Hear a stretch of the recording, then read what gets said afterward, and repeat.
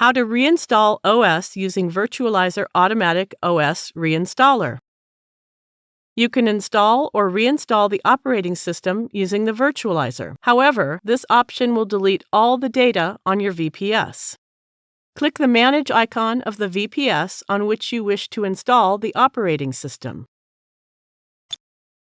Click the Install tab and then select the version of the operating system you wish to install.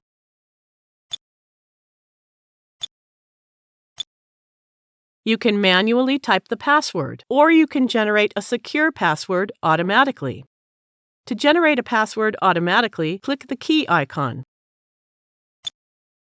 Copy and save the generated password, then click OK.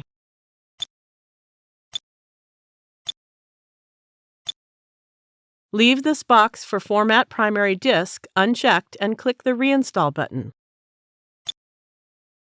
If you need the data on the VPS, you must have a backup. If you don't have a backup, click Cancel and first create a backup, then click OK to proceed.